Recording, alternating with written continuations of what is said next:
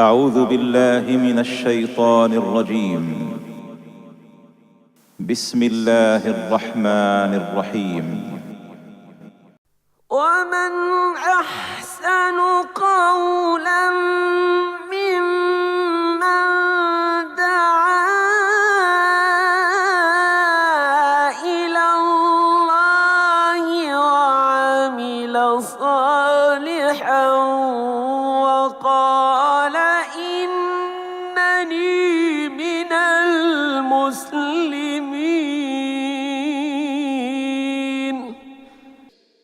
Le professeur Mustapha Brahami a consacré sa deuxième journée de formation du dimanche 22 février 2015 aux imams des écoles juridiques musulmanes. Lorsqu'il s'asseyait, il laissait ses disciples dire ce qu'ils voulaient. Mais Malik, d'abord, il était imposant lui-même par sa stature. Il était grand, avec une barbe très grande. Il était rouquin. Et lorsqu'il prenait la parole, personne n'osait lever les yeux ni la tête. On entendait la mouche voler. À tel point, parfois pour poser des questions, ses disciples, lorsqu'ils voyaient qu'un nouveau venu était là et qu'il ne savait pas, on lui disait, voilà, pose cette question à l'imam. L'imam Malik, à la différence d'Abu Hanifa, dès son jeune âge, il a été dirigé par sa maman pour aller apprendre. Sa maman était faqihah et elle connaissait les savants de Médine. Son père, donc, il est originaire du Yémen. Son père est arrivé à Médine et il est resté à Médine. Il était l'un des huffaz, récitateurs du Coran, et il a fait partie du comité institué par Uthman ibn Affan pour la compilation du Coran. Et la relation de son père avec Uthman ibn Affan était tellement forte que son père a été parmi aussi les personnes qui ont pris sur leur dos le cercueil de Uthman ibn Affan radiyallahu anhu. Dès son jeune âge, sa maman, qui connaissait les savants, elle lui disait, voilà, tu vas partir. Lorsque le moment était venu, il y avait la tradition à Médine, mais qui n'a pas... Il ne faut pas la prendre à la lettre. La tradition à Médine était que les jeunes enfants, pas les jeunes hommes, on leur perçait une oreille et on leur mettait un bout de ficelle. Ce n'était pas le piercing actuellement, mais c'était pour montrer un peu qu'ils étaient encore jeunes. Dès son jeune âge, lorsque sa maman a décidé de l'envoyer au cercle pour qu'il apprenne, elle lui a appris à vénérer la science. C'est elle qui lui choisissait les plus beaux habits, wudu, et elle va lui dire « va chez Rabi'a » pour apprendre auprès de lui. Aujourd'hui, va chez un tel pour apprendre auprès de lui. Dès le jeune âge, il a appris à donner une très grande révérence à la parole du prophète Mohammed alayhi salatu wassalam. À tel point que lorsqu'il arrivait au siècle et qu'il y avait trop de monde qui ne pouvait pas se mettre assis pour copier le hadith du prophète que ses maîtres récitaient, il ne pouvait pas écrire le hadith du prophète en étant dans la position debout. Cette révérence, cette déférence envers le hadith du prophète va rester avec lui jusqu'à la fin de sa vie. Puisque dans son cours, lorsqu'il faisait le cours sur le hadith, avant de faire le cours sur le hadith, il faisait son ghusl. Il peignait sa barbe, il se mettait du parfum pour aller ensuite faire le hadith, apprendre le hadith. Concernant le fiqh, c'était différent. Une très grande déférence devant le hadith du prophète alayhi salatu salam. L'imam Malik avant de devenir imam, c'est son frère Abdurrahman qui était le grand savant, l'un des grands savants de Médine. Mais ensuite, c'est lui qui va prendre la place de son frère et c'est lui qui va être vraiment la référence à Médine. À Médine, il était vraiment craint. Il était très respecté. Lorsque Shafi'i, encore jeune homme, 16 ans, 18 ans, lorsqu'il a terminé ses études à la Mecque et qu'il voulait venir voir l'imam Malik, il a utilisé ce que nous appelons aujourd'hui un peu le piston. Bon, il n'avait pas besoin. En fait, il a vu l'émir de la Mecque qui lui a écrit une lettre de recommandation à l'imam Malik. Et donc, le jeune Shafi'i va prendre cette lettre, il va aller chez l'émir de Médine, lequel va voir la lettre, et l'émir de Médine va dire à Shafi'i, écoute, moi, c'est très difficile pour moi d'aller à la maison de l'imam Malik et te recommander auprès de lui. Et l'imam Shafi'i va insister, et il va partir avec lui. Ils vont voir l'imam Malik dans sa maison, il frappe, l'émir de Médine frappe à la porte, la servante de l'imam Malik vient, oui, qu'est-ce que vous voulez? Nous voulons parler avec l'imam Malik. D'accord. Elle va appeler l'imam Malik, elle va lui apporter la chaise et l'émir de Médine va lui donner la lettre. Il dit, qu'est-ce que c'est que ça? La science maintenant, pour apprendre la science, il faut du piston. Que celui qui veut apprendre, qu'il vienne comme tout le monde, s'asseoir comme tout le monde. Et l'imam Shafi'i, bien sûr, enfin, il était encore jeune, le jeune Shafi'i, va dire au maître, ça n'est pas dans cette intention-là, mais je voulais juste être près de toi, etc. Et lui dit, il va le regarder en face. Il lui dit, avant de venir demain, tu dois apporter avec toi une copie de mon livre, Muwatta. Il va le regarder dans ses yeux. Il lui dit, oh Mohammed, parce que l'imam Malik, Dieu lui a donné ce qu'on appelle farasa, une perspicacité. Il lui dit, oh Mohammed, fais attention au haram, car il t'éloignera de la science. Si tu t'éloignes du haram, tu seras un grand savant. Et c'est vraiment l'un des grands conseils que va suivre l'imam Shafi'i, et il va devenir effectivement un grand savant. Donc, l'imam Malik, il avait cette autorité extraordinaire qu'il diffusait de sa propre personne. L'imam Malik va avoir comme cheikh beaucoup de shuyukh, mais en particulier 2 ou 3 qui vont être les grands successeurs. Le premier d'entre eux, c'est Nafi'. Nafi', donc il y a Omar, il y a le fils de Omar, Abdullah.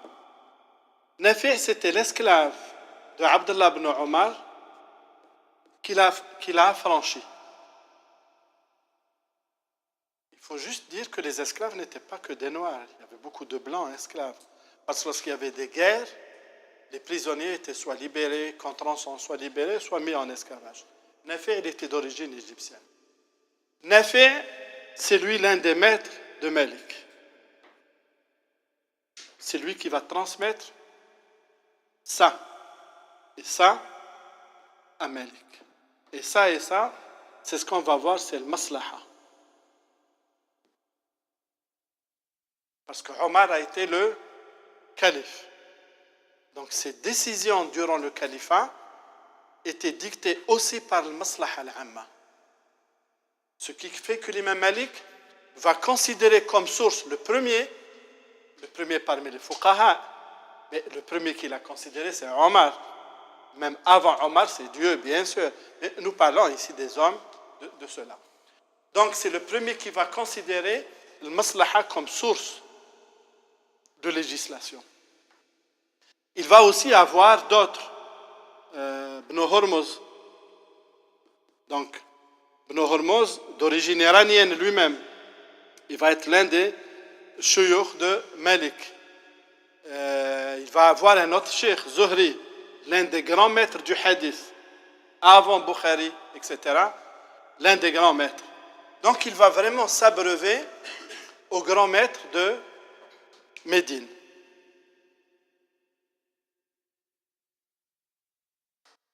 Et puis, je vous ai dit ce qu'il avait dit. Hein, oui. Le bien public. Le bien public. Hein? L'intérêt public, c'est la même chose. Le bien public, l'intérêt public. L'intérêt général.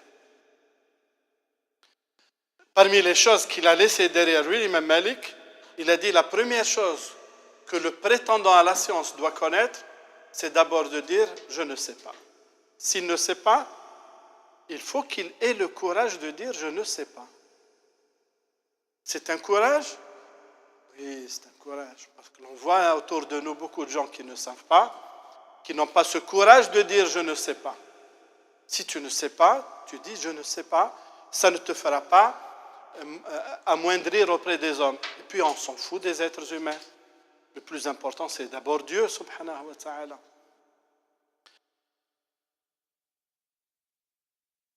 Et puis aussi, il avait une relation aussi très particulière avec l'imam Ja'far Sadiq. Ce n'est pas par hasard que je donne ça. Hein. Je sais, parce que nous, depuis plusieurs siècles, Al-Sunnah, nous avons beaucoup négligé Al-Bayt Nabi alayhi salatu salam. Aujourd'hui, si vous parlez de Zayd, de Ja'far Sadiq, on vous dira vous êtes des Shia. Jamais. Voilà. Voilà l'imam Malik. Tout à l'heure, je vous ai dit la relation entre Abu Hanifa et Ja'far Sadiq. Voilà l'imam Malik, qu'est-ce qu'il dit de Ja'far Sadiq. C'était le grand savant, après la mort de son père, c'était le grand savant à Médine. Et ceux-là sont parmi les enfants du prophète, alayhi salatu salam, et qu'il nous faut absolument, bien sûr, respecter. Ça n'est pas, bien sûr, ça n'est pas l'ascendance qui fait le meilleur des hommes. Non. C'est inna akramakum indallahi atqakum, bien sûr. C'est le plus pieux qui est le meilleur. Mais cela aussi, le prophète nous a demandé pas seulement de les respecter. Tous on connaît le hadith. تركت فيكم ما إن تمسكتم به بعدي أبدا ما إن لن تضلوا بعدي أبدا. Qu'est-ce que vous connaissez? Kitab Allah, Sunnati, mais la version de l'imam Malik, Sunnat Allah wa Atrati. Mes descendants. Mes descendants.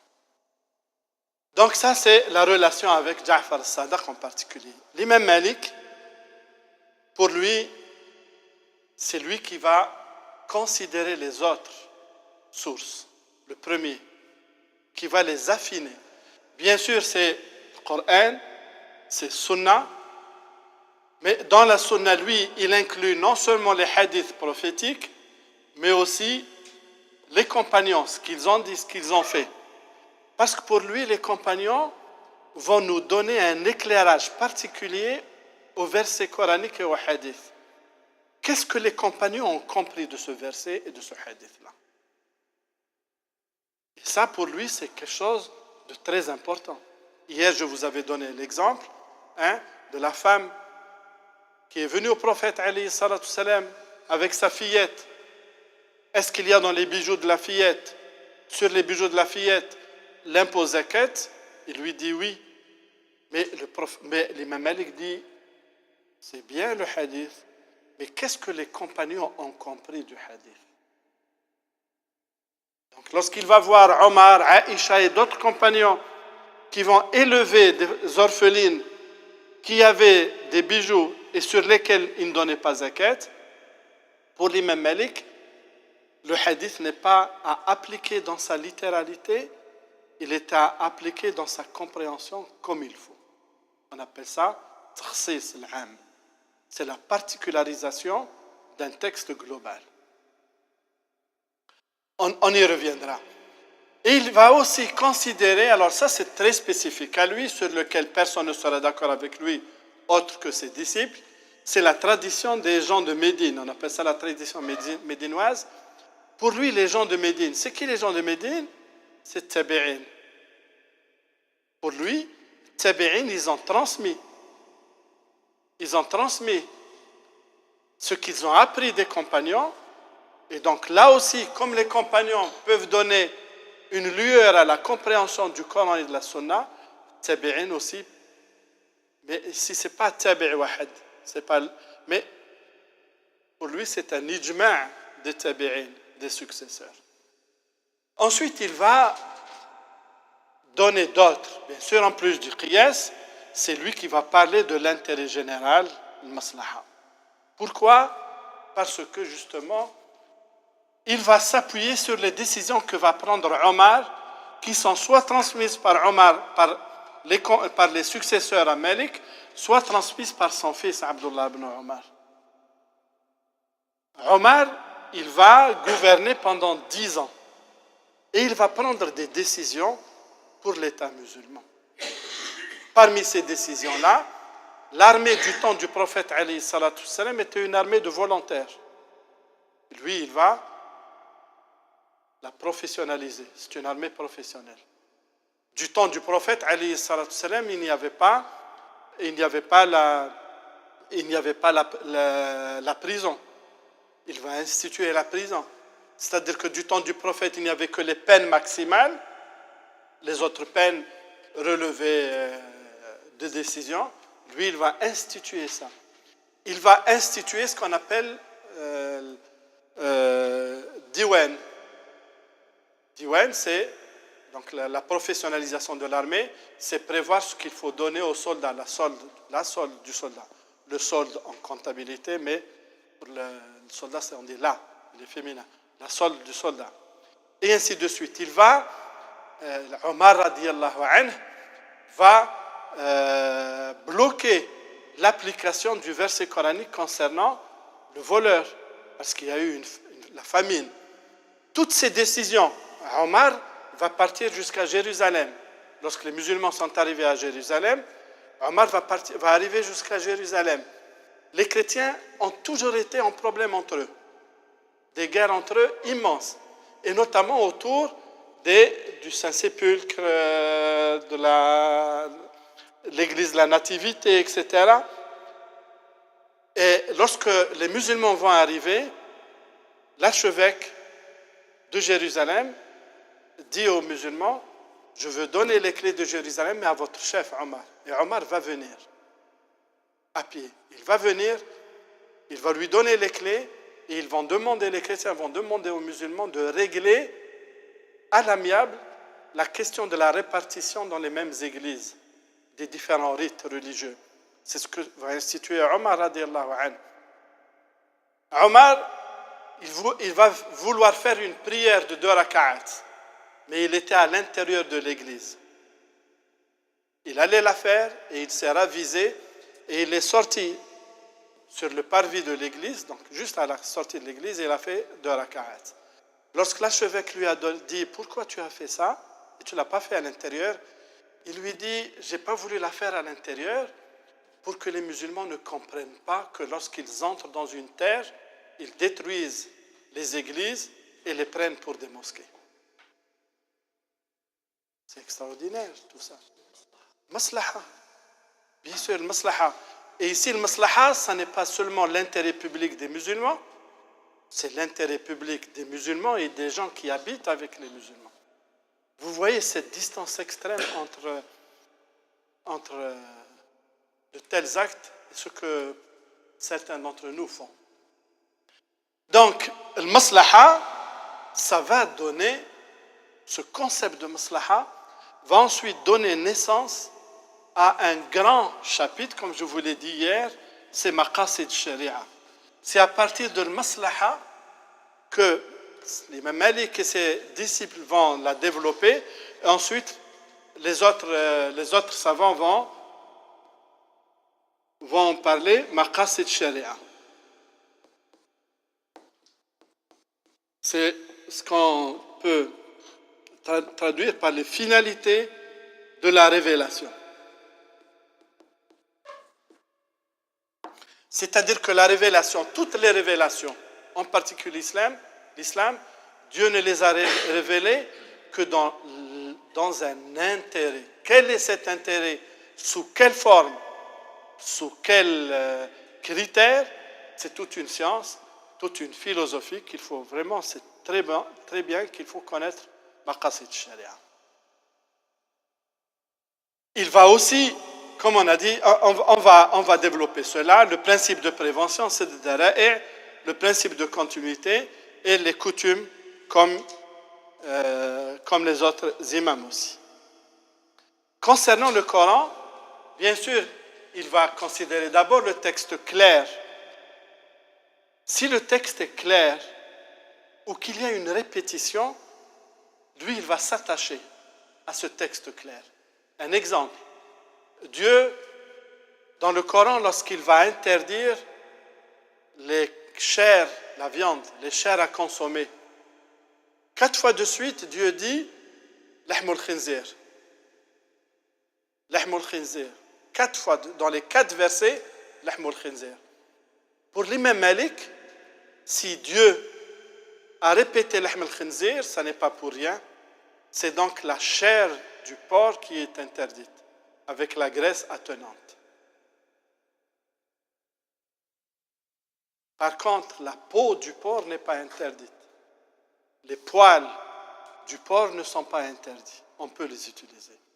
Donc voilà ce que ça veut dire la clarté du texte. Dieu, en répétant, parce que les 4 versets qui énoncent les interdictions de ce que nous consommons, les 4 vont parler l'ahm al-khinzir, les 4 vont parler du dam, mais un verset va expliciter plus dam al-masfouh. C'est-à-dire c'est le sang qui se répand liquide, c'est ça qui est interdit. Pas le sang qui reste dans les veines, qui reste dans le foie, et ainsi de suite. Ensuite, ma uhilla bihi li ghayrillah va rester le même, mais ensuite, Dieu va encore expliciter, 3 fois il dit wal mayta, mais ensuite il va expliciter c'est quoi le mayta, la bête morte. Donc, la répétition du même terme pour l'imam Malik implique cette clarté et cette restriction du sens. Il va aussi considérer ce qu'on appelle mafhoum al-muwafaqa. Ce terme, il va être appelé différemment par d'autres. C'est, par exemple, lorsque Dieu dit concernant les parents, وَلَا تَقُلْ لَهُمَا أُفٍّ. Ne leur dis pas ouf à tes parents. Ça veut dire que plus que ouf, c'est encore plus interdit. Lui, il appelle ça mafhoum al-muwafaqa, d'autres, ils appellent ça plutôt le qiyas al-jali. Mais pour lui, si ce minimum est interdit avec les parents, plus que cela, c'est encore beaucoup plus interdit. Donc encore beaucoup plus interdit, les insulter, encore beaucoup plus les frapper, et ainsi de suite. L'imam Malik, dans le Coran, donc lui aussi, il va considérer les hadiths ainsi, et il va avoir un point de vue particulier sur les hadiths ahad. On va voir le hadith ahad pour lui. Donc, comme on a dit, celui-là et celui-là, le hadith, ils sont authentiques, ils ne souffrent d'aucune polémique, mais il peut y avoir un problème avec le hadith ahad. Le hadith ahad, pour lui, le hadith ahad, celui-là, il peut avoir un problème s'il se trouve en contradiction avec un verset coranique. Hier, on a donné l'exemple de la bave du chien. Donc le hadith, même si après coup, il va être authentifié par l'imam muslim, mais le hadith existait. Pour l'imam Malik, ce hadith est faux. Pourquoi? Parce qu'il est en contradiction avec le verset coranique. Donc pour lui, c'est le verset coranique qui permet la consommation de la viande, de la proie chassé par un chien qui prime sur le fait de laver l'ustensile 7 fois.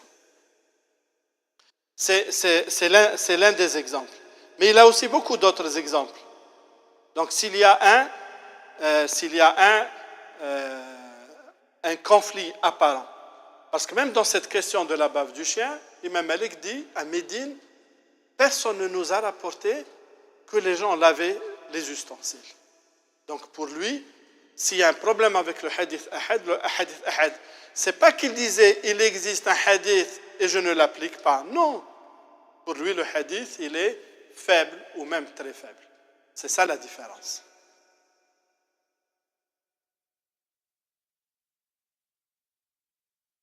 Il prenait aussi, bien sûr, l'avis du compagnon,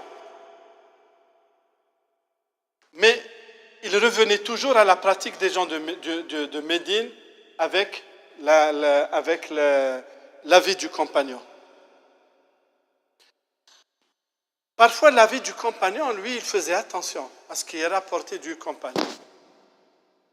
On lui a rapporté que Omar, radiyallahu anhu, était passé dans un marché et qu'il a trouvé quelqu'un qui vendait du lait, mais du lait qu'il avait coupé avec de l'eau. Il avait ajouté de l'eau.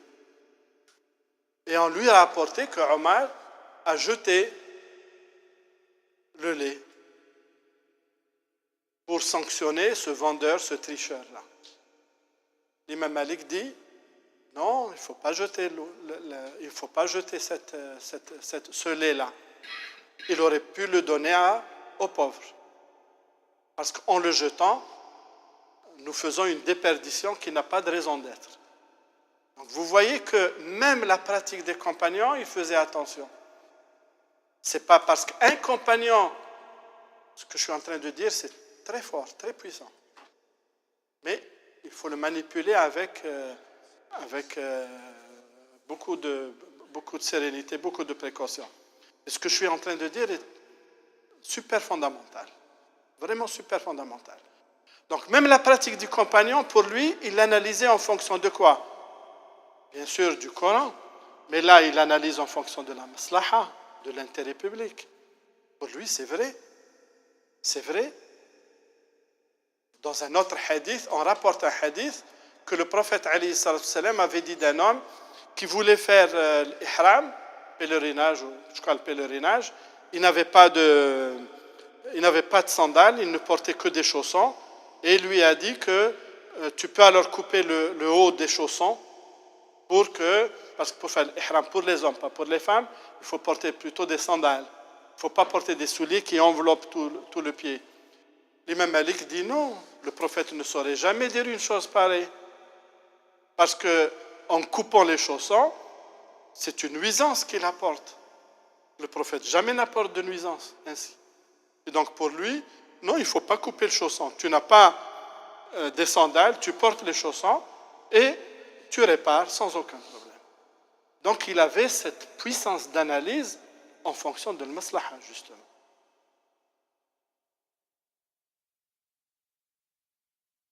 L'avis du successeur, il le considérait parfois, mais selon les cas. Alors on va revenir à la problématique du hadith ahad chez l'imam Malik radiyallahu anhu. Comme je vous ai dit, pour lui, il est fondamental que le hadith ahad soit mis face au verset coranique. S'il n'y a pas de contradiction, le problème ne se pose pas. Mais s'il y a une contradiction, pour lui, il priorisait absolument le verset coranique. Là aussi, il y a un autre hadith qui circule, qui dit que le mayit yu'adhabu bi buka'i aqaribihi. Il dit, pour moi, ce n'est pas un hadith fiable. Pourquoi? Parce que Dieu dit dans le Coran, وَلَا تَزِرُ وَزِرَةٌ وِزْرَ أُخْرَى كُلُّ نَفْسٍ بِمَا كَسَبَتْ رَهِينَةٌ. Chacun ne sera redevable que de ce qu'il a fait. Mais si lui, il est mort et que ses proches le pleurent, ce n'est pas le pleurer dans le sens pleurer, c'est le fait de se lamenter à grands cris. Voilà ce qu'il faut comprendre. Hein? Parce que pleurer est un geste de miséricorde que Dieu a placé dans le cœur de tous les êtres humains. Pleurer, c'est une petite mini-part de la miséricorde de Dieu qu'il a mis dans le cœur des êtres humains. Il a dit, mais ce hadith-là, il est en contradiction avec d'autres versets coraniques. Donc pour lui, le hadith, c'est pas qu'il dit le hadith est là et je ne l'applique pas. Non, il dit que pour moi, le hadith, il est faible ou il n'existe pas du tout. Et puis on a parlé aussi, donc, la question de la zakat sur les bijoux de la femme. Et donc, pour lui, il est fondamental que le hadith, même ahad, soit en cohérence avec le maslaha.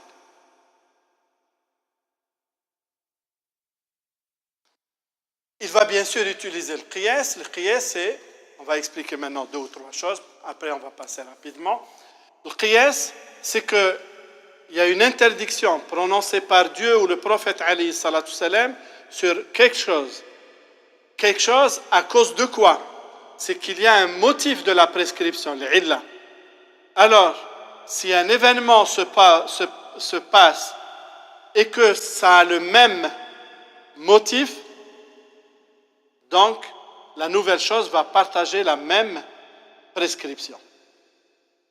Si c'est le même motif, ça va partager la même prescription. C'est pour ça que le vin a été interdit parce qu'il enlève l'ivresse, à cause de l'ivresse qui diminue la capacité de discernement. Donc ce qui diminue la capacité de discernement, drogue, etc., va être interdit pour le même motif. C'est pour cela que le qiyas constitue l'une des principales sources de l'ijtihad. À tel point que des savants appellent le qiyas, ils l'appellent l'ijtihad. Et l'ijtihad, c'est le qiyas. C'est pas vrai. Mais le qiyas, c'est vraiment quelque chose de fondamental. Donc voilà le qiyas, comment il l'utilise. L'imam Malik va utiliser beaucoup le qiyas comme l'imam Abu Hanifa, radiyallahu anhu. L'istihsan, on a expliqué, c'est le fait que le qiyas peut donner des résultats non valables et donc il va préférer plutôt raisonner. Qu'est-ce qui serait plutôt préférable? C'est la raison, encore une fois. Le maslaha, pour l'imam Malik, et là c'est sa puissance, si on veut, puissance intellectuelle, mais c'est la guidance de Dieu, hein, si on revient. Pour lui, Dieu, lorsqu'il dit ما يريد الله بكم ولا يريد بكم الله العسر ولا يريد بكم الله العسر إنما يريد بكم اليسر ما جعل عليكم في الدين من حرج. Beaucoup de versets vont aller dans le même sens. C'est-à-dire que la révélation, si elle s'est faite, ça n'est pas pour compliquer la vie aux musulmans. Ça n'est pas pour leur apporter une gêne, mais c'est en vue d'un intérêt public général. Parfois l'intérêt est particulier, mais parfois il est général. Et donc, cette vision de l'intérêt général, qu'il va hériter bien sûr de l'imam de Omar radiallahu anhu, lui il va l'ériger comme règle. Il va l'ériger comme règle. Il dit que la révélation, elle est faite soit pour enlever une gêne, soit pour éloigner un mal, daf' darar, ou bien qu'elle s'apparente à ce qu'on appelle l'utilité publique, le maslaha al-amma. Et à partir de quoi il va réfléchir? Il dit, il y a parfois le maslaha, l'intérêt public, il est prononcé par le verset coranique ou par le hadith. C'est bon, on le prend comme il est. Parfois, il n'est pas dit, il n'est pas mentionné, cette maslaha n'est pas mentionnée. Est-ce qu'on peut la tirer des textes? Oui, on peut la tirer des textes. Et à ce moment-là, si c'est une véritable utilité publique, intérêt public, il va la considérer comme source de législation. Vous savez, ça, c'est le fondement de l'État moderne. Je sais ce que je dis. Maslaha al-amma, c'est le fondement de ce que l'on appelle l'État moderne. Mais lui, ça fait 13 siècles qu'il en a déjà parlé. Parce qu'un État ne se fonde pas seulement sur les textes. Parce que les textes sont en nombre fini. Les questions qui se posent sont en nombre infini. Oui, celui-là, il s'arrête parce que... Oui, parce que on lui a pris son alimentation, il a besoin de boire et de manger, bien sûr. Lui aussi, pas que nous. C'est pour ça qu'il prend du... C'est pour ça qu'il prend du repos lui aussi.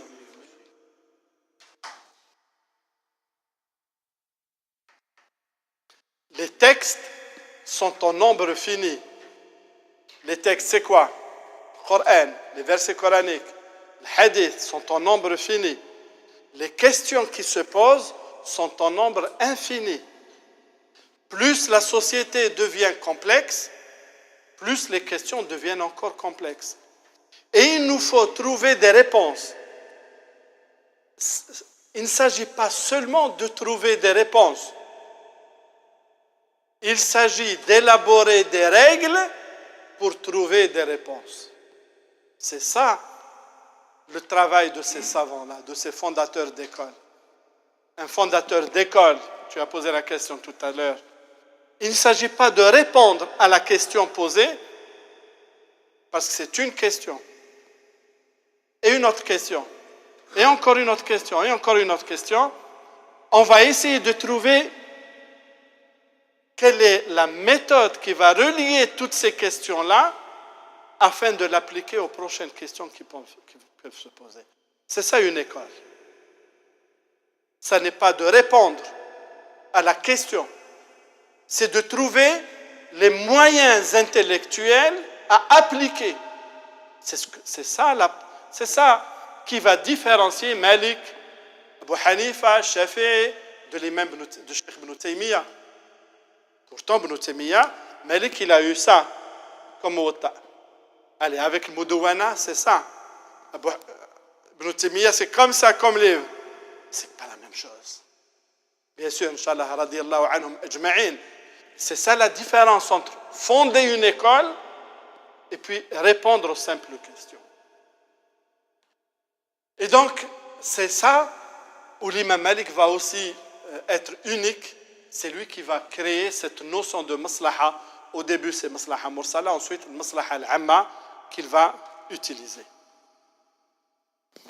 Il va aussi utiliser, comme on a dit hier, une autre méthode de raisonnement, c'est Sadd al-Dhara'i'. Alors, au début, pendant des siècles, on l'a appelé Sadd al-Dhara'i'. Maintenant, on l'appelle simplement Dhari'a. Tout simplement. C'est quoi Sadd al-Dhara'i'? C'est parce que la question se pose, regardez à travers un exemple. À travers un exemple.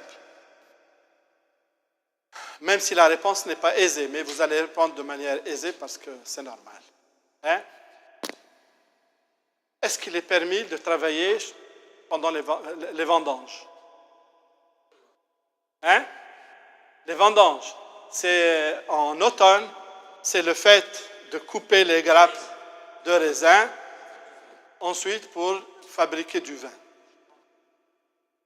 Logiquement, non. Pourquoi non? Donc, mais couper les grappes, c'est halal ou c'est haram? Donc, le moyen, il est licite. Mais vous pensez que en faisant du vin, le vin, c'est la fin, c'est la finalité. D'accord? Donc, celui-là, il est haram. Donc, le moyen devient haram. Ben, c'est ça, c'est de Dhara'i', pas plus que ça. Non, il n'a pas dit ça. Dieu a maudit autre chose. Celui qui fabrique, celui qui transporte, celui qui boit, celui qui s'assoit avec celui qui boit. Dieu n'a pas parlé de ça. Hein? Non, la fabrication, c'est là. Ça, là, il coupe. Non, là, il coupe. Non, c'est pas le... Alors, voilà, c'est pas... Voilà, c'est de Dhara'i'. Donc, dans le commencement de la réflexion sur ce Dhara'i', si un moyen licite amène à une fin illicite, alors le moyen devient illicite. Ça, c'est commun à toutes les écoles ou seulement à Malik? c'est l'imam Malik qui va la créer et ensuite elle va être adoptée par les autres. Shafi'i au début ne va pas être d'accord avec tout ça. On va voir, j'espère avoir le temps.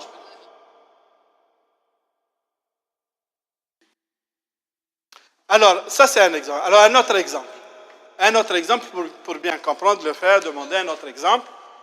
Allez, dans votre propriété, vous pouvez creuser un trou. Halal ou haram? Halal, c'est votre propriété, même en parlant du droit des hommes. Mais si le trou amène à faire tomber un mur, le mur du voisin, faire tomber le mur du voisin, c'est interdit, même dans le droit français. Donc le moyen devient aussi haram. Vous voulez bâtir, vous avez une maison près de votre voisin, vous voulez bâtir un étage en plus. Le fait de bâtir, c'est halal, c'est votre maison, c'est votre bien, votre droit. Mais ce faisant, vous lui cachez l'arrivée du soleil, ça devient haram. Même dans le droit français. Hein? On appelle ça les servitudes. Enfin, en Suisse, on appelle les servitudes dans le droit suisse. Hein? Les servitudes. D'accord? Dans la notion de servitude dans le droit français et suisse, il y a une autre facette qui est intéressante et qui rejoint cette dara'a. C'est quoi? Vous avez votre maison là.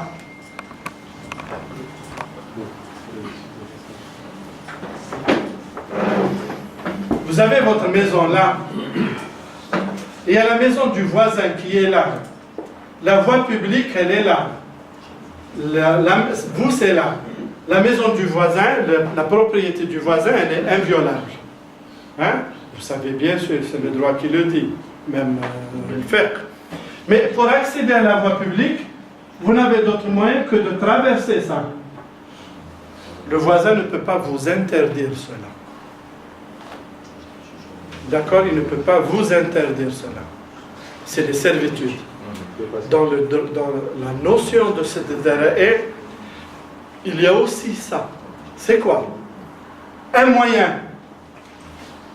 Alors, un moyen licite à l'origine, s'il amène à un interdit, de manière... Alors maintenant, on va moduler ce que nous avons dit. Parce que ce n'est pas aussi simple. S'il amène de manière certaine au haram, alors le moyen lui-même devient haram. Le moyen, s'il n'y a que ce moyen pour arriver, il y a une autre figure, je pense, d'accord? S'il amène à une utilité, s'il y a, ici il y a une erreur, ce n'est pas interdit, il faut corriger, hein. Après je vous corrigerai ça. Puisqu'il est écrit wajib, c'est obligatoire. S'il n'y a que ce moyen pour arriver à quelque chose d'obligatoire, alors le moyen devient obligatoire. Donc si le moyen, de manière certaine, fait arriver à une finalité haram, le moyen est haram. En lui-même, il est halal, mais cette application fait qu'il devient haram. Le moyen, s'il n'y a que ce moyen pour arriver à quelque chose d'obligatoire, le moyen devient aussi obligatoire. Même si ce moyen est... ما لا يتم الواجب إلا به فهو واجب. Ce que l'on ne peut atteindre d'obligatoire que par ce moyen, alors il devient obligatoire. Maintenant, c'est cette modulation. J'ai utilisé le mot certain. Allez, on a posé la question sur le raisin. Et si on vous demande de participer, pas on demande, vous voulez travailler, vous devez amasser, vous devez collecter les pommes. Halal ou haram? Halal. Mais on peut aussi fabriquer avec des pommes de cidre. Hein? Alors, comment on va répondre? Qu'est-ce qu'ils vont faire avec? C'est pour un garde d'origine. La finalité, c'est pour ça. Ça veut dire qu'il faut juste ne pas dans l'islam et partout. Il ne faut pas dire c'est noir et blanc. Il y a très peu de choses noir et blanc. Très peu de choses. Il y a tout un distinguo. Il y a tout un distinguo. Dieu, lorsqu'il interdit le vin, il dit quoi? Il dit وَيَسْأَلُونَكَ عَنِ الْخَمْرِ وَالْمَيْسِرِ قُلْ فِيهِمَا إِثْمٌ كَبِيرٌ وَمَنَافِعُ لِلنَّاسِ وَإِثْمُهُمَا أَكْبَرُ مِنْ نَفْعِهِمَا. Il te questionne sur le vin et sur les jeux d'argent. قُلْ فِيهِمَا, ils contiennent des nuisances et des bienfaisances. Mais les nuisances sont plus importantes que les utilités. C'est-à-dire que, oui, le vin, il peut apporter une utilité. À qui? Ceux qui le vendent, ceux qui en font commerce. Mais la grosse partie, c'est plutôt les nuisances. C'est parce que les nuisances sont supérieures aux utilités que le vin va être interdit. Regardez la méthodologie qui découle de la parole de Dieu subhanahu wa ta'ala. Il y a très peu de choses interdites, noir ou blanc. Il y a beaucoup de tout un spectre, beaucoup de nuances. Beaucoup de nuances. Et là aussi, il faut alors voir les nuances. Tout simplement. Là aussi, il faut voir les nuances. Moi, j'ai promis aux frères de leur parler de Shafi'i et j'espère que j'aurai le temps. D'accord?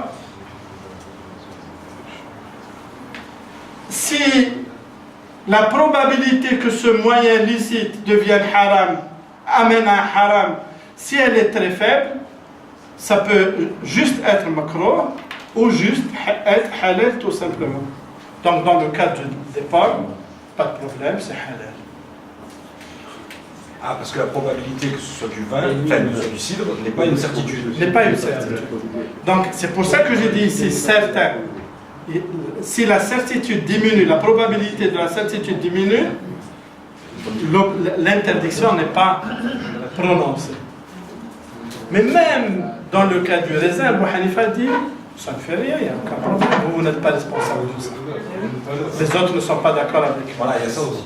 D'accord? Ne sont pas d'accord avec vous. Mais globalement, voilà. Attention. Le contexte, il joue aussi, non? Si je ouvre. J'ai que ça pour vivre. C'est une autre histoire. C'est une autre histoire. Ça, c'est un facteur qui va moduler la vie religieuse. C'est un autre. La même chose ici.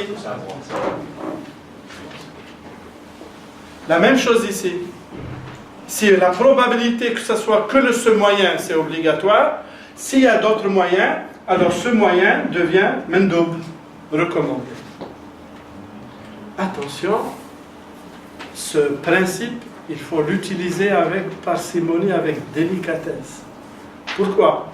Parce que si on ne regarde les choses que noir et blanc, on va interdire tout.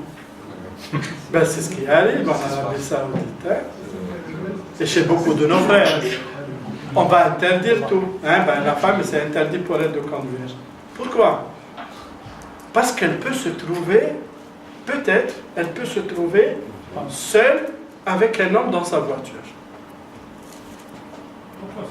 Donc c'est interdit. Il est interdit de se retrouver seul, il n'est pas interdit. Non, mais ça ne fait rien si elle se retrouve avec son chauffeur. Ah ouais, ça n'est pas grave. Bon, ça c'est... ça c'est les contradictions d'un sectarisme juridique terrible. Allez. Oui. Donc ça c'est un moyen que peut utiliser l'État pour légiférer. Et c'est ça ce que je vous dis là. L'État peut obliger et peut interdire des choses licites selon leur destination finale. D'un point de vue, oui. Et est-ce que la réflexion marche inversement pour un moyen illicite? Non, le moyen illicite. Alors justement, c'est bien de poser la question. Le moyen illicite est toujours illicite. Même s'il amène à une fin licite. Parce que la philosophie occidentale, elle a souvent existé dans la contradiction entre déontologie et téléologie. Ça ne fait rien, vous allez apprendre des mots. Téléologie. Télé, c'est les fins. Déonto, c'est les moyens. Donc vous allez lire les grands auteurs occidentaux, français ou non. Pour moi, c'est la fin justifier les moyens. C'est ce que vous dites. Le moyen illicite, pour moi, le plus important, c'est d'aboutir à une fin. Licite, halal. Non, pour nous, non. Nous, il faut que les deux se marient. Il ne doit pas y avoir une contradiction entre les deux. Le moyen doit être licite et la fin doit être aussi licite. S'il y a une divergence entre les deux, ça tombe. Bon, allez, encore. Les autres sources, hier on a juste cité l'istishab et l'istishab, c'est le principe de continuité.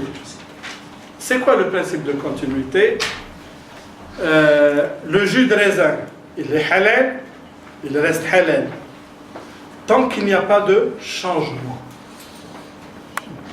S'il y a un changement, il n'y a plus de continuité. Si le jus de raisin change en devenant vin, alors la qualification change. Il devient haram. Le vin reste haram, continuité. Mais s'il change, discontinuité, s'il change en vinaigre, il devient halal. C'est ça le principe de l'istishab. Globalement, à travers cet exemple-là, une personne mariée, elle est toujours mariée. Jusqu'à la preuve du contraire. Même dans le droit français, dans le droit suisse, on dit que l'enfant est le résultat des couches. C'est quoi des couches? C'est qu'un homme est marié avec une femme, un enfant qui naît, la présomption, c'est ça la présomption, hein? La présomption, c'est que les deux sont séparés. C'est la continuité de l'état de mariage. D'accord? Un homme est divorcé d'avec une femme. Avant le divorce, pour l'islam, l'obligation d'entretien revient à l'homme. Lorsque le divorce c'est quoi? C'est le changement. Il n'y a plus de continuité. L'obligation d'entretien, elle tombe à l'homme. Et ainsi de suite. Et c'est de ce principe-là que nous avons tiré, comme je l'ai dit hier, la présomption d'innocence. البينة على من ادعى واليمين على من أنكر. C'est quoi البينة على من ادعى? C'est que tu accuses quelqu'un de quelque chose, c'est à toi d'apporter la preuve. Parce que jusqu'à nouvel ordre, lui, il est dans ce principe de continuité, il est innocent. Parce qu'à l'origine, il est innocent. La même chose, toute eau, à l'origine, elle est pure et purifiante. Toute eau. Donc, vous allez à la mer, vous allez au Rhône, vous allez n'importe où, une source, toute eau, je ne me pose pas la question est-ce qu'elle est pure ou purifiante. Je ne me pose pas cette question. Mais si je vous dis qu'elle n'est pas pure, vous allez me dire quelle est la preuve. Donnez-moi la preuve qu'elle n'est pas pure, qu'elle n'est pas purifiante. C'est ça la présomption, c'est ça le principe de continuité, l'istishab. On en tire énormément de conséquences. Et puis les coutumes, comme dernière source. Shafi'i. Il faut bien arriver à Shafi'i, hein.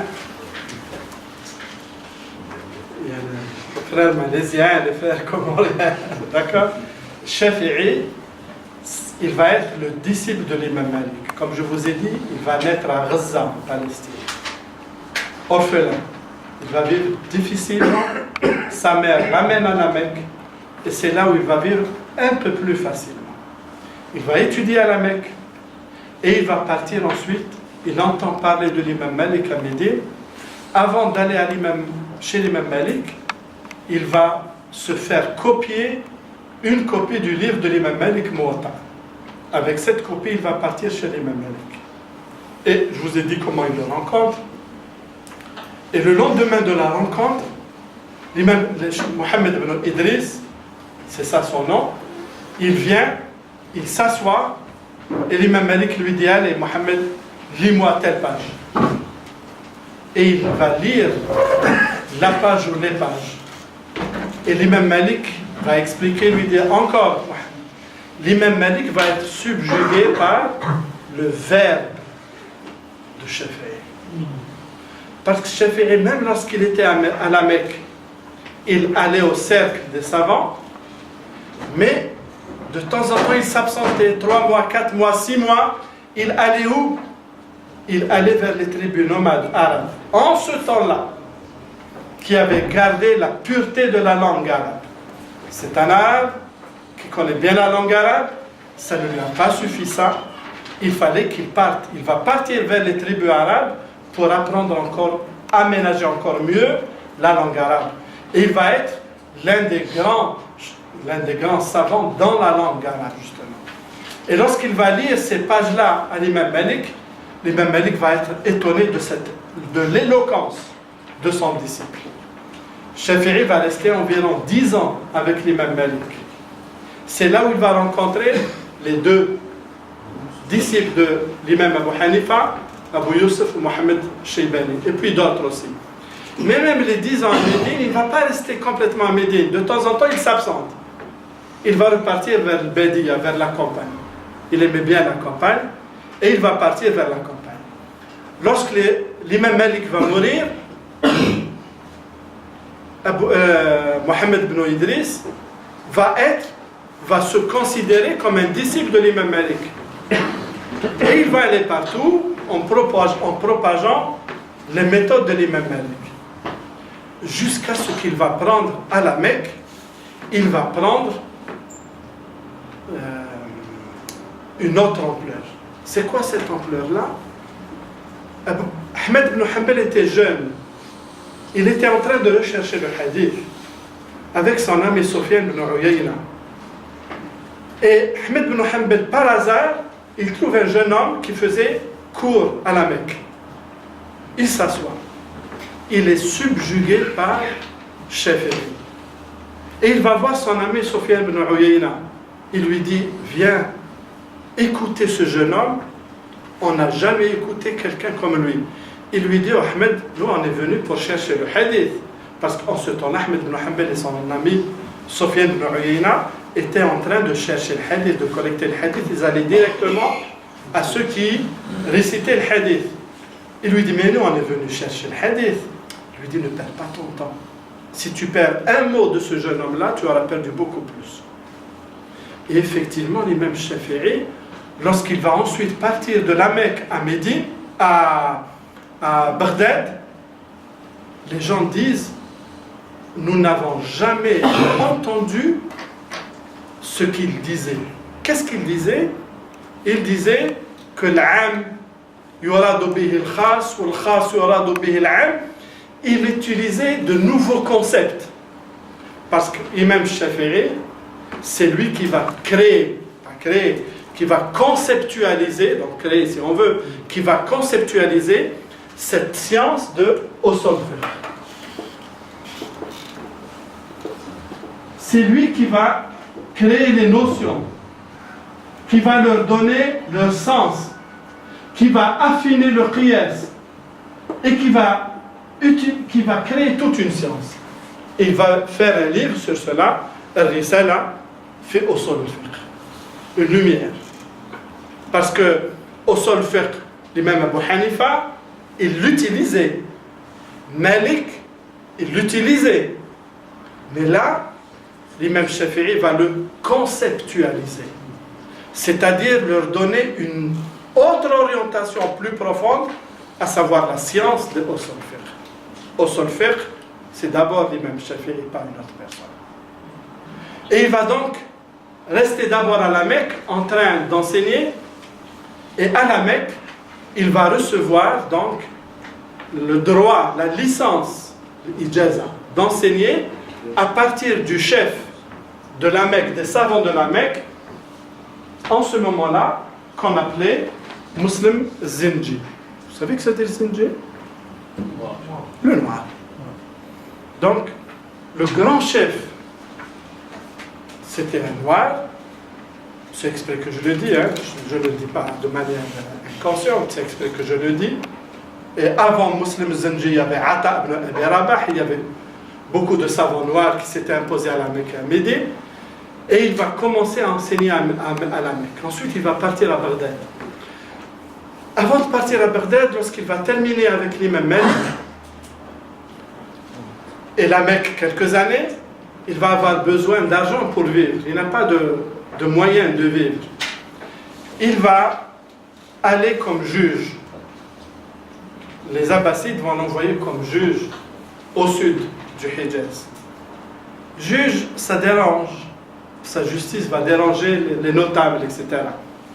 Et ils vont lui faire ils vont l'accuser. De quoi? Ils vont l'accuser de chérisme. Pourquoi? Parce que l'imam Shafi'i aimait aussi les enfants du prophète alayhi salatu wassalam, et c'était un poète. Et il déclamait son amour pour les enfants du prophète alayhi salatu wassalam comme ça. Et la grande accusation en ce moment-là, du temps des Omeyyades et des Abbassides, et puis si quelqu'un voulait aussi se débarrasser de vous, il disait, ah, c'est un chéri celui-là. Et qui n'aime pas les enfants? Les Omeyyades ont fait beaucoup de mal. Et les Abbassides, lorsqu'ils sont venus, au nom des enfants du prophète, ils vont en faire encore beaucoup plus de mal. D'accord? Ça, c'est aussi le revers de notre histoire. Et donc, il va être mis prisonnier et ils vont l'emmener à Bagdad. À Bagdad, il va être introduit auprès de la cour du calife. Heureusement, dans la cour, il y avait Mohammed ibn Hassan al-Shaybani, avec qui il a été pendant 10 ans dans le cercle de l'imam Malik. Et Mohammed al-Shaybani va intervenir, il lui dit absolument pas, c'est pas un chiite, c'est un grand savant. Et il va rester à Bagdad.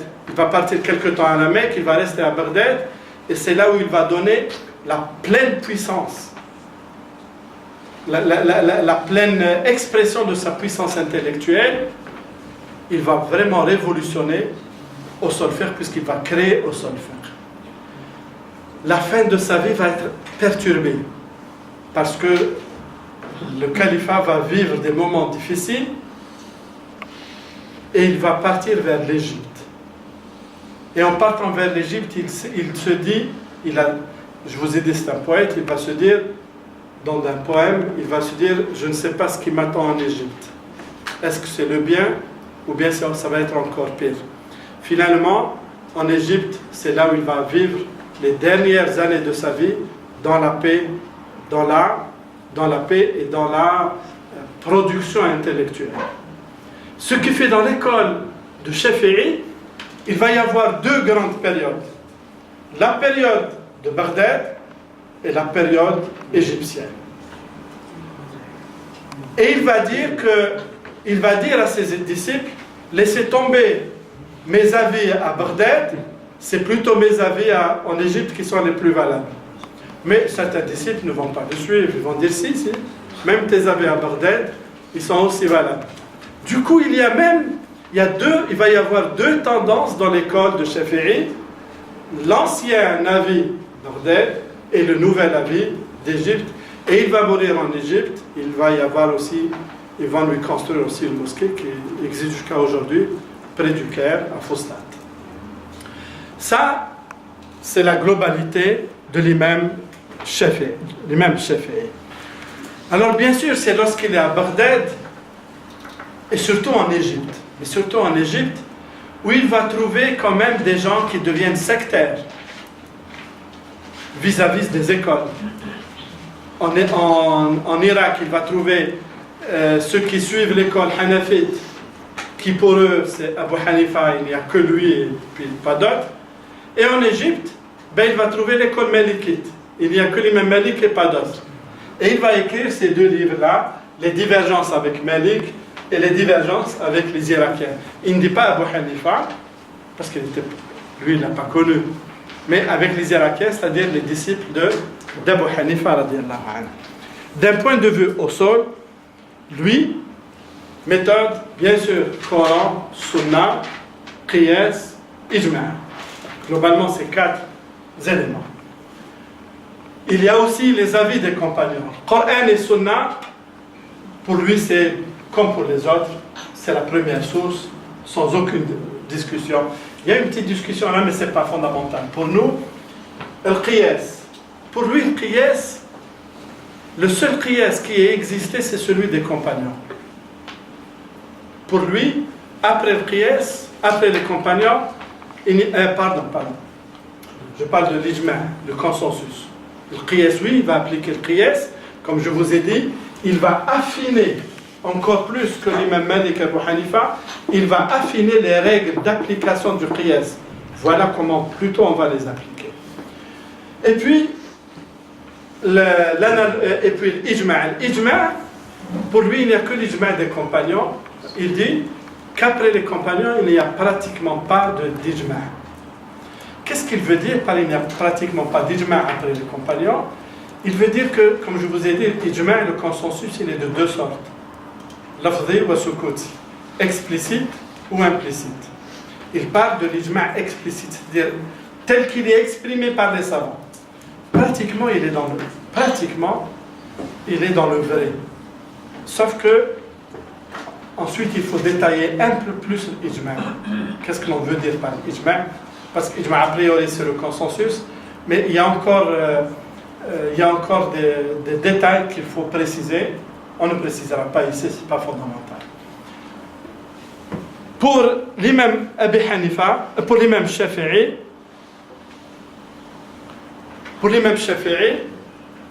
le temps pendant lequel il vivait, le hadith était en danger. C'est quoi le hadith était en danger? Pour plusieurs raisons. Un, il y avait une partie des musulmans qui disaient, nous on ne prend que le Coran. Ça existe aujourd'hui. Le coranisme. Ça existe aujourd'hui, on ne prend que le Coran. Qu'est-ce que ça veut dire on ne prend que le Coran? Vous faites la prière? Ils vous disent, oui, je fais la prière. Mais comment vous avez appelé la prière sans le hadith? Comment ça? Comment on va appliquer le verset coranique? Comment on va appliquer le verset coranique?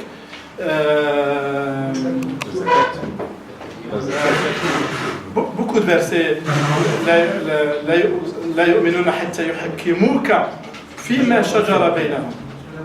Jusqu'à ce qu'ils reviennent à toi pour juger entre eux. Et donc, il y avait déjà cette tendance-là. Il y avait une deuxième tendance qui disait que nous, on ne prend que le hadith mutawatir al-mashhur. Le ahad, on ne le prend pas. Et donc, il va engager tout un combat contre ceux-là qui veulent soit minoriser la part du hadith, soit l'enlever complètement.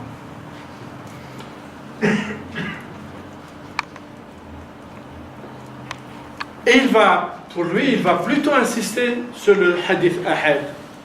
Donc, même si Abu Hanifa et l'imam Malik, lorsque le hadith ahad avait une contradiction apparente avec d'autres sources, ils émettaient des réserves, l'imam Shafi'i dit non, il n'y a aucune réserve.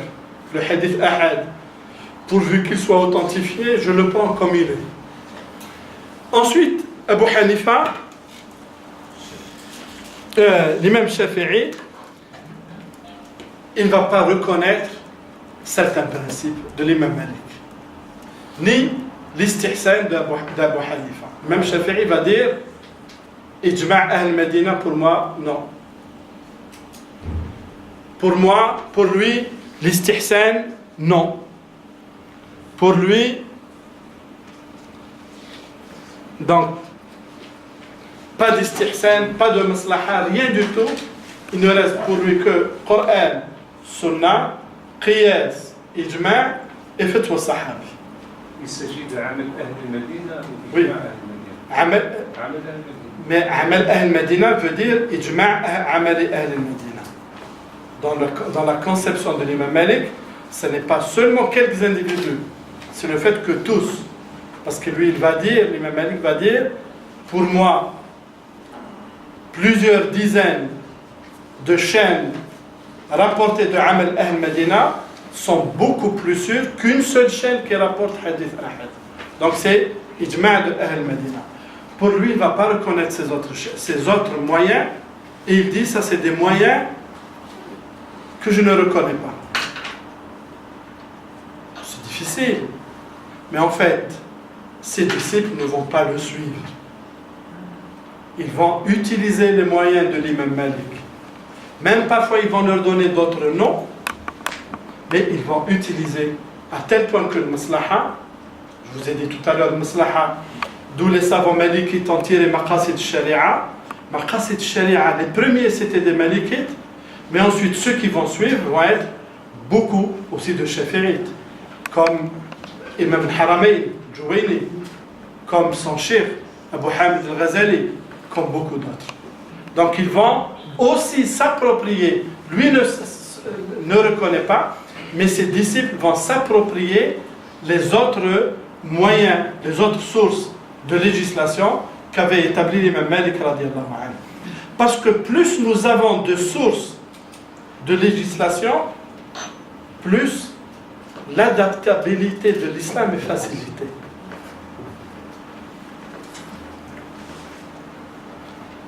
Voilà l'imam Shafi'i. Ahmed ibn Hanbal. Ahmed ibn Hanbal, comme on a dit, encore 5 minutes et on s'arrête pour la prière du soir. Bon, nous on a pris un peu plus de temps avec Abu Hanifa et l'imam Malik parce qu'on a explicité des notions. Maintenant, on n'a pas besoin de revenir sur ces notions-là. On a pris un peu plus de temps sur l'imam Malik, pas parce que ce que vous pouvez penser, mais c'est à cause de la richesse de sa production au niveau des sources de législation, pas pour autre chose. Ahmed ibn Hanbal, si vous vous rappelez, Ahmed ibn Hanbal,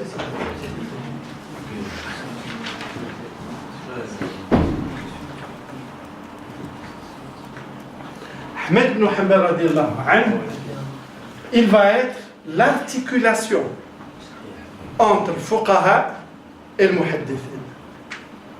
Et il va d'abord être un muhaddith, pas un faqih. Le fiqh va venir après. Donc il va d'abord être un muhaddith, et le muhaddith, pour être muhaddith, il va parcourir à pied des milliers de kilomètres. Parce qu'en plus, il était pauvre. Il était très pauvre. Et lui-même raconte de lui-même, en partant de Bagdad, pour aller au Yémen, voir Abd al-Razzaq, pour prendre chez lui du hadith, il s'est perdu en cours de route. Jusqu'à ce qu'il trouve des nomades qui vont lui dire non, tu fais fausse route, il faut aller plutôt par là-bas. Ahmed ibn Hanbal va être caractérisé par une vie très difficile. Alors, c'est quoi dire la vie très difficile? C'est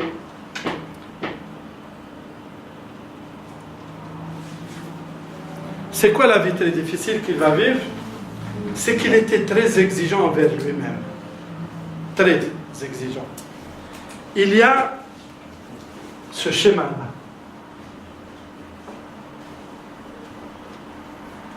Il y a ce schéma-là, ça m'intéresse de l'expliquer. Ça, c'est le haram. Donc, le haram, autour du haram, il y a le mutashabih, les choses équivoques. Il y a ensuite le halal. Mais dans le halal, c'est aussi vaste. Nous, il nous est demandé de la part de Dieu et du prophète de nous éloigner du haram. D'accord? إذا نهيتكم عن شيء فانتهوا وإذا أمرتكم بشيء فأتوا منه ما استطعتم. Si je vous interdis quelque chose, éloignez-vous-en. Il y a des choses équivoques. On ne sait pas. الحلال بين والحرام بين وبينهما أمور مشتبهات. Donc il faut s'éloigner, faire très attention ici. Parce que dans cette zone-là, comme le précise le prophète alayhi salatu salam, c'est comme quelqu'un qui amène son troupeau devant l'enclos et il risque de tomber dans l'enclos. Ala inna haramallahi maharimuh. Ala inna himallahi maharimuh. Le hadith. Donc cette zone-là, il faut aussi ne pas trop s'approcher. Si on s'approche, on risque de tomber. Il reste le halal. L'imam Ahmed ibn Hanbal ne va pas rester ici. Il va se placer ici. C'est quoi ici? Il n'y a pas que lui. Il y a des savants qui disaient, entre nous et le haram, on laissait une partie du halal, afin d'être sûr de rester dans le halal pur. Parce que le haram, c'est un poison qui empoisonne la vie, qui empoisonne le cœur, qui empoisonne l'esprit, le haram. Et donc, il faut vraiment viser le halal dans notre vie. Parce que si on mélange les deux, on ne s'en sortirait pas bien. Et donc, Ahmed ibn Hanbal va encore s'éloigner. On appelle ça Zuhd. Zuhd, c'est pas l'ascétisme, c'est le détachement. Hein? Alors, souvent, on traduit Zuhd par détachement, c'est pas par l'ascétisme, non. Parce qu'on a posé la question à Ahmed ibn Hanbal, est-ce que celui qui a 1000 dinars, 1000 dinars, c'est les pièces en or, hein? En ce temps-là, c'était déjà beaucoup d'argent. Est-ce qu'on peut le considérer comme zahid? Il disait oui, à condition que s'il les perd, il ne s'attriste pas, et que s'il en gagne encore plus, ça ne le rend pas plus heureux. C'est un détachement envers le bien. Ce détachement, c'est lui qui l'a choisi. Mais pour lui, il ne l'imposait pas à sa famille. Qu'est-ce que ça veut dire il n'imposait pas à sa famille? C'est un choix individuel, zuhd. Qu'est-ce que ça veut dire ça? Alors, lui, pour manger, il travaillait. Il faisait les travaux possibles. Lorsqu'il manquait d'argent, comme travail, il allait faire copiste. Parce qu'en ce moment-là, il n'existait pas l'imprimerie. Donc, vous voulez un livre, vous le donnez à un copiste, il vous fait une copie et vous le payez. Donc, il travaillait comme copiste. Il lui est arrivé de travailler au Yémen. Il est allé voir ce fameux Abd al-Razzaq au Yémen, qui le connaissait. Il n'avait plus d'argent pour revenir à Bagdad. Abd al-Razzaq lui dit, je te donne de l'argent. Il lui dit, non, je n'ai pas besoin de ton argent. D'accord, je te prête et tu me le rends après si tu peux. Je n'ai pas besoin. Il va travailler comme porteur de marché afin de collecter un peu d'argent pour revenir chez lui. Il s'imposait ça à lui. Il ne l'imposait même pas à ses enfants. Parce qu'il va être mis en prison pendant 2 ans et demi. Durant lesquels il va être torturé, il va être frappé, il va être flagellé. Flagellé jusqu'à ce que les coups de fouet là vont fissurer sa peau et que son fils raconte et que le médecin vienne avec les ciseaux couper les nécroses. Et lorsqu'il va être libéré, le calife va le recevoir, lui et son fils, parce que lui, c'est un savant, ses enfants sont aussi des savants. Lorsqu'il va les recevoir, le calife veut réparer l'erreur de son frère et de son père et de son oncle. Il lui dit, je t'octroie une bourse pour la fin de ta vie. Il lui dit, j'ai pas besoin. Le calife dit, Wallah, tu prends. Il dit, Wallah, je ne prends pas. Ce n'est pas à la fin de ma vie que je vais prendre votre argent que j'ai toujours refusé. Il lui dit alors, je le donne à ton fils. Il lui dit, tant pis, comme tu veux. Depuis ce jour-là, l'imam Ahmed ibn Hanbal, lorsqu'il va visiter son fils, il ne mangeait de son pain, ni ne buvait de son eau.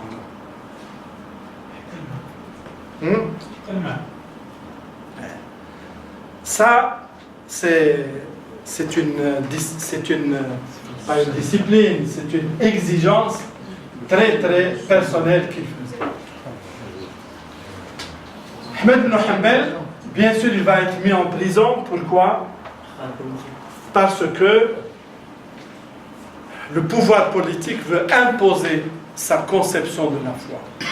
Il ne faut pas que le pouvoir politique le fasse comme actuellement ça se passe en Arabie Saoudite. Non, on est d'accord sur l'islam.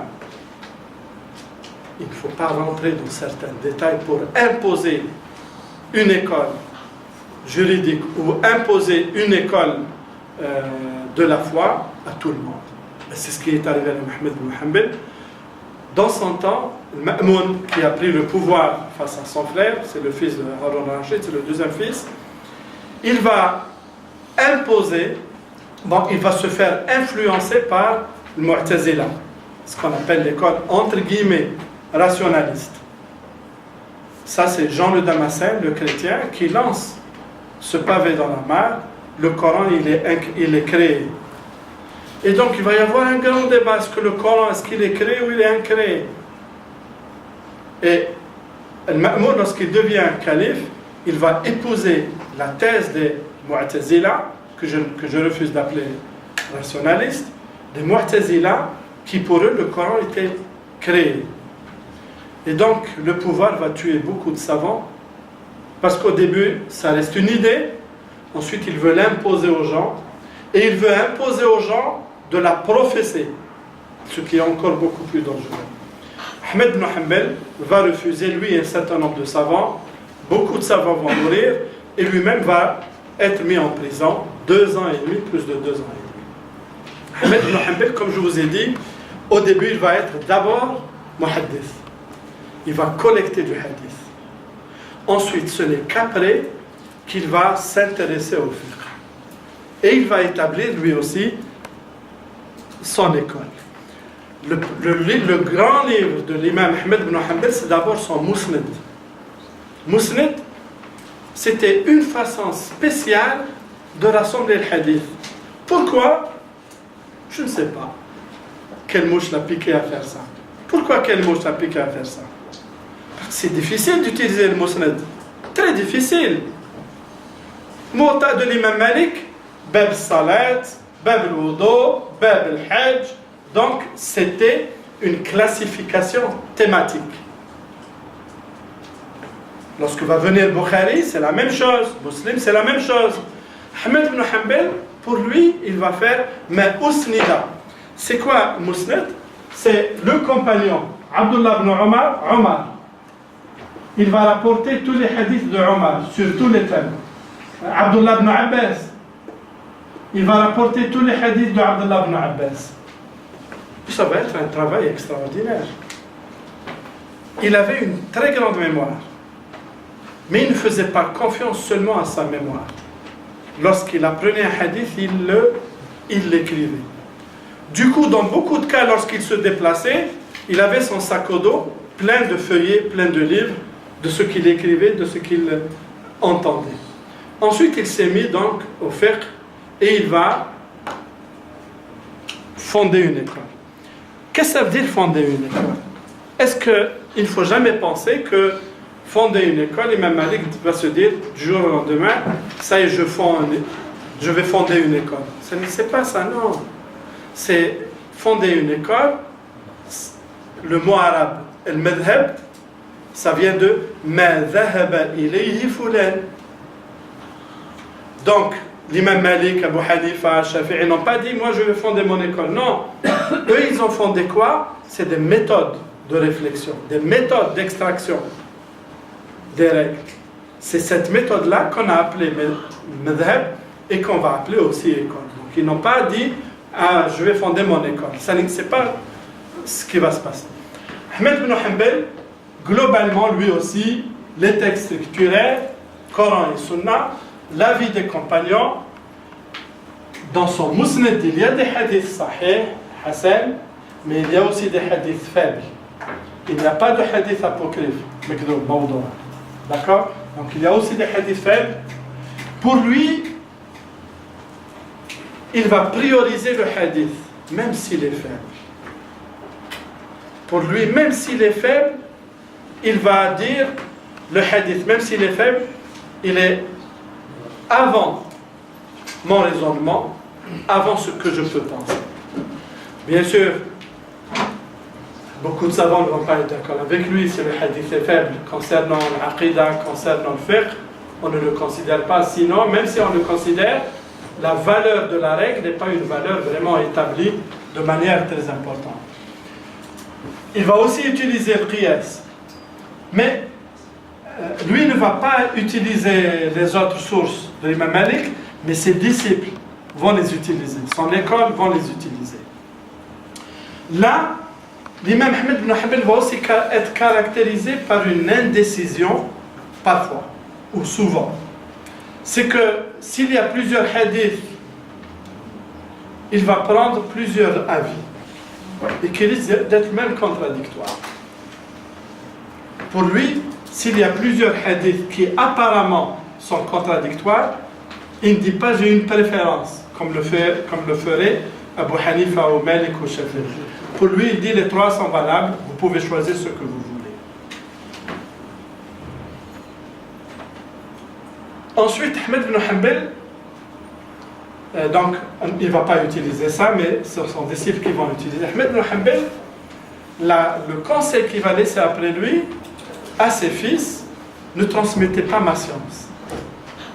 Mais ses fils et ses disciples ne vont pas le suivre, parce que ses deux grands-fils vont être des savants aussi connus que lui.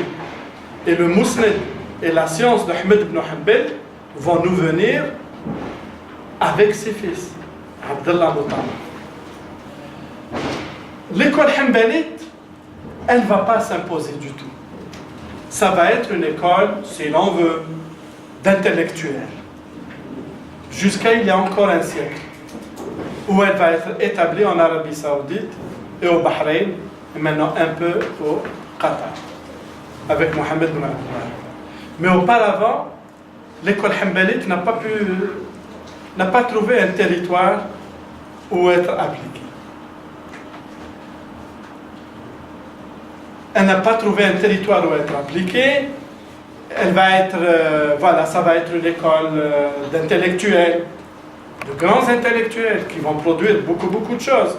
Ibn Taymiyyah était hanbalite, Ibn al-Qayyim al-Jawziyya hanbalite, d'accord? Mais il n'y avait pas une base, un territoire. Le problème de l'école hanbalite, ça a donné aussi un peu des talibans. Parce que ça aussi, il faut le dire. Le seul moment où l'école hanbalite va trouver un terrain d'application en Irak pendant une dizaine d'années, une vingtaine d'années, ils vont faire pratiquement ce qu'ont fait les talibans en Afghanistan. Pratiquement la même chose. Donc s'ils trouvent un couple sur la route, en train de marcher, non, vous n'avez pas le droit. Mais c'est ma femme, c'est mon mari, non, c'est ma soeur, non. Shubha, ils vont faire beaucoup de mal, à tel point qu'ils vont pratiquement être expulsés de Bagdad.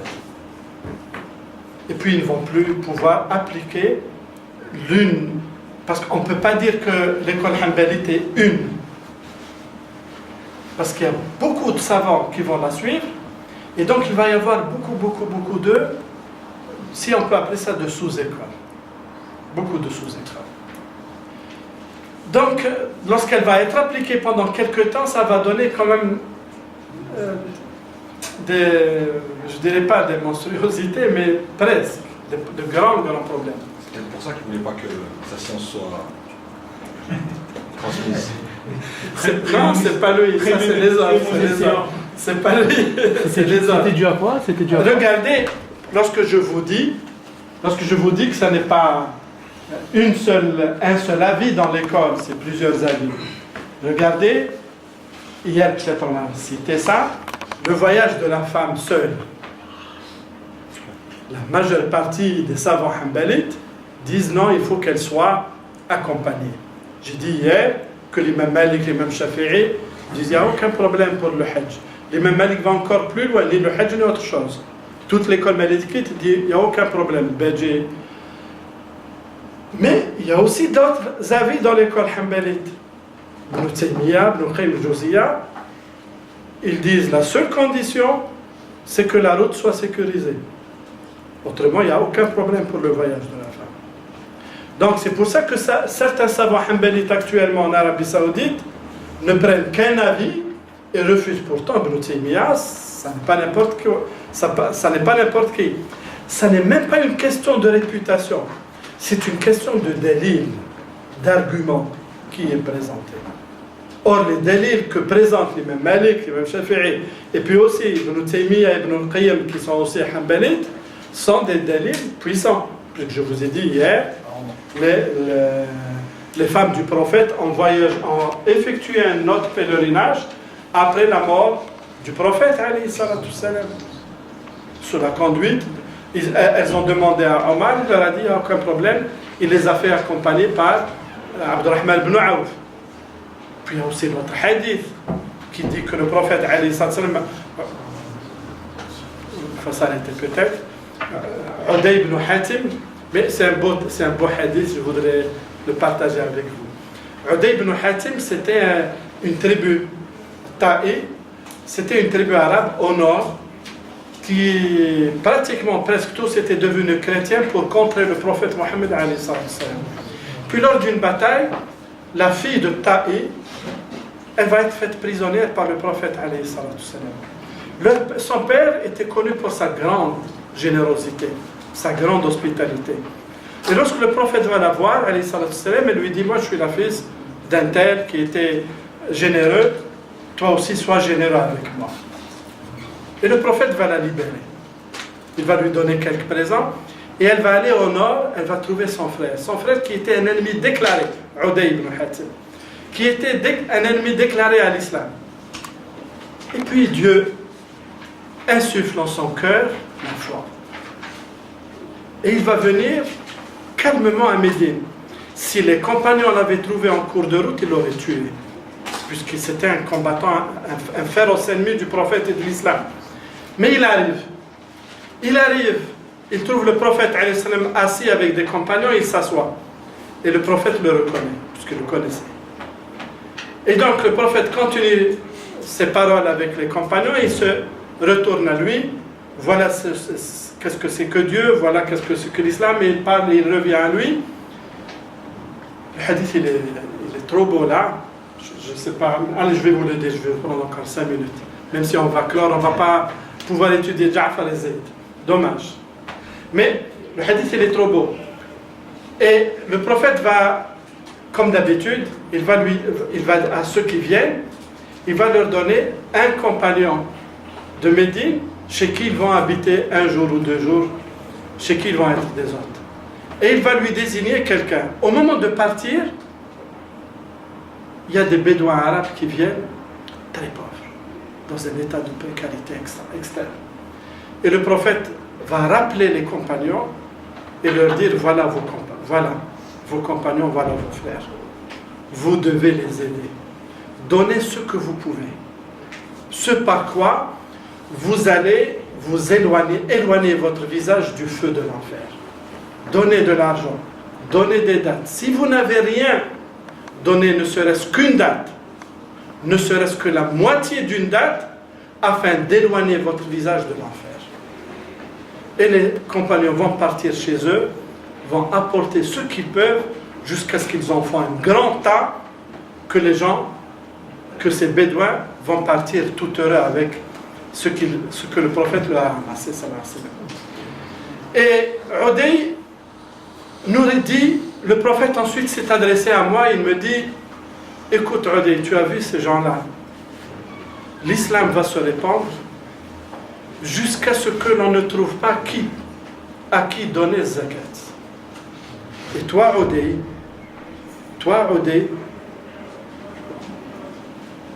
on te donnera siwar à Kisra, on te donnera les habits de Kisra. Kisra c'est qui? C'est Khosroès. Khosroès c'est qui? C'est l'empereur de Perse qui faisait la pluie et le beau temps, comme actuellement les États-Unis. Uday presque n'y croit pas. Il dit, mais comment cela se fait-il? Parce que la tribu de Uday était aussi devenue une tribu de brigands. Une tribu de brigands. Et le prophète va lui dire, écoute, les temps vont tellement changer que la femme va venir de l'Hira. Il lui dit, tu connais l'Hira Uday? Il lui dit, oui, l'Hira c'est une ville au nord de l'Arabie. Elle va venir de Hira jusqu'à la Mecque pour faire son tawaf, seule, voilà moralité de l'histoire, seule, sans qu'elle craigne, hormis le chacal pour ses moutons. Et Uday dit, est-ce que cela c'est possible? Moi qui connais les routes d'Arabie, où il n'y a que du brigandage, Et Uday, après la mort du prophète, alayhi salatu salam, va nous dire, effectivement, les femmes venaient de Hira jusqu'à la Mecque pour faire le tawaf seules, sans avoir besoin, sans qu'elles aient peur.